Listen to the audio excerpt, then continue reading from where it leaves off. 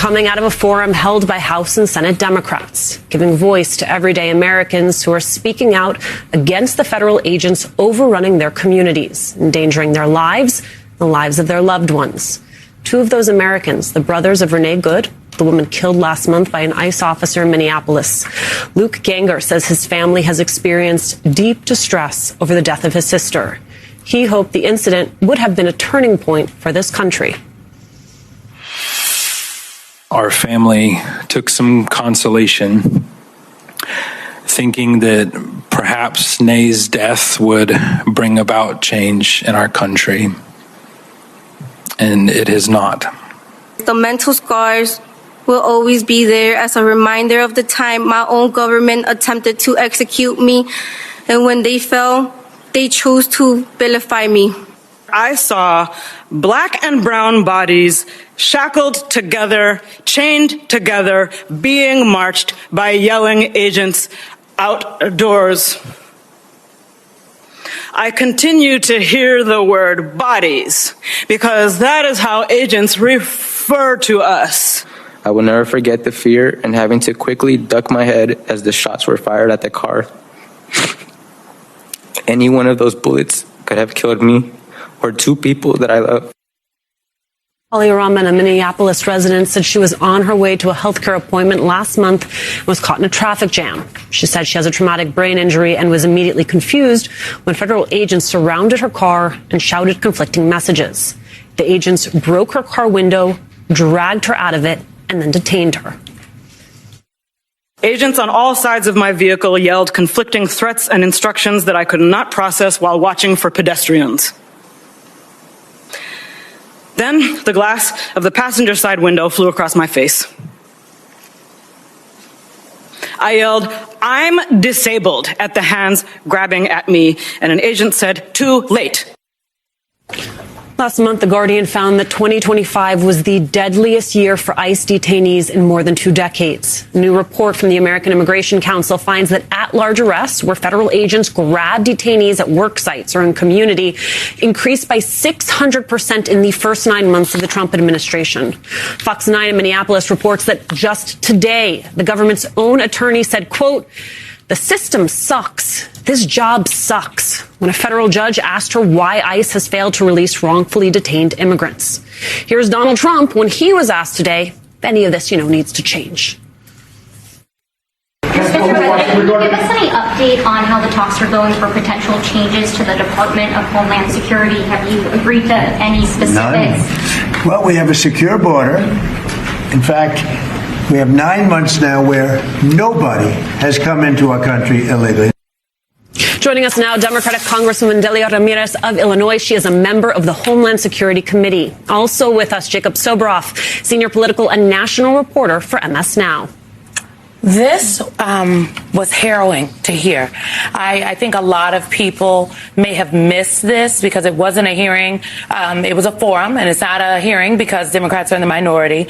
But they used the power that they could to bring together Democrats from the Senate and the House to have this forum, and it affected me greatly. I want to play Ms. Martinez describing agents waiting to arrest her after shooting her and being described as a domestic terrorist. I will note she is an American citizen. At the hospital, I remember seeing multiple agents standing around, watching me be treated for my wounds. My arms, legs, and chest were all wrapped in bandages. I had 7 bullet holes in my body. I remember the agents rushing the nurses to finish up so they could take me with them.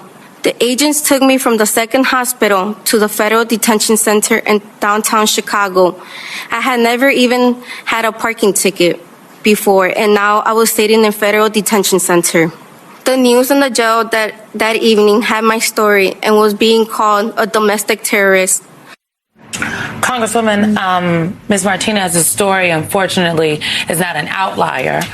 It is not an isolated incident. It is actually representative of how ICE and Border Patrol, because it was a Border Patrol agent that shot her, it is representative of how they are operating across this country. It is. Marimar Martinez could have been my sister, my cousin, or any family member on their way to church, who they think they're going to have a regular day, go to their church where they find sanctuary, and then go about their day. Marimar's life was changed forever. We have seen the stage in Chicago for a very long time. And if you ask people in Chicago, the rapid responders, the people in the streets with whistles and phones, what they saw in Minnesota was inevitable, because we have an agency of terror that calls U.S. citizens domestic terrorists. They try to execute them, and then they lie about it. Jacob, just watching this forum today, I think the word is right. It was harrowing. It was something that when it was on the screen, it felt like we were watching a Truth and Reconciliation Commission from a despotic nation that had undergone decades of human rights abuses. And that's what it reminded me of. Is this coming from Chile under Pinochet? Is this coming from South Africa during apartheid? That's what it felt like. Congressman Garcia, he had this exchange when he was talking about the text messages that were sent after an incident. Take a listen. Ms. Martinez, these are images of texts sent by the agent who shot you. And they're actually disturbing to read, but I think it's important for the public to see this. The agent linked an article about your shooting and texted, "Read it. 5 shots, 7 holes. I fired 5 rounds. And she had 7 holes. Put that in your book, boys." Oh, well, it is what it is. It happens. This is someone that works for the United States government. And that's where I come to you. This is someone who does work for the United States government. This is someone who's supposed to put the laws of this country at the forefront of their job to ensure our peace and our prosperity. And it seems now as if Americans are under attack. We bleeped it, but let's just say what it said. The text said, "Shit happens." These were agents of the federal government who shot someone 5 times and bragged about it making 7 holes in Miss Martinez's body.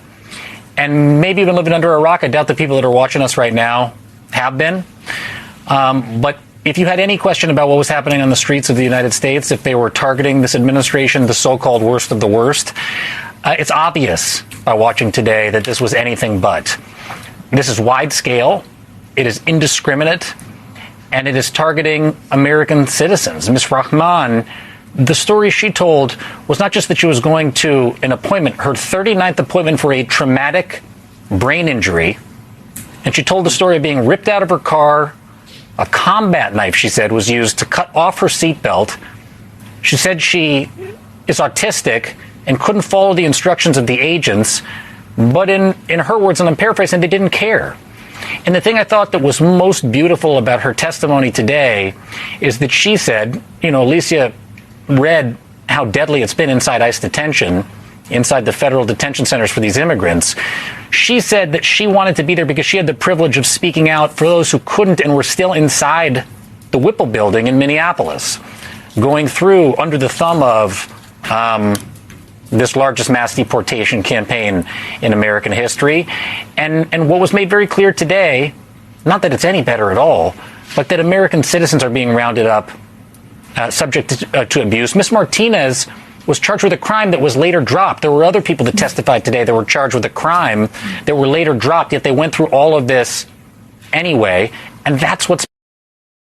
I think there are a lot of people who listened to what happened today on Capitol Hill and have an increased frustration with members of Congress who think it is going to be enough to tinker on the margins, to talk about training, instead of to really reckon with just how broken this system is, these institutions are. You have been crystal clear from the beginning. You have been screaming from mountaintops since the beginning of this administration. So I want to give you credit where credit is due. And tomorrow you are taking action. Tell me about the piece of legislation that you're bringing to the floor and why you think these marginal changes are not enough to actually effect change.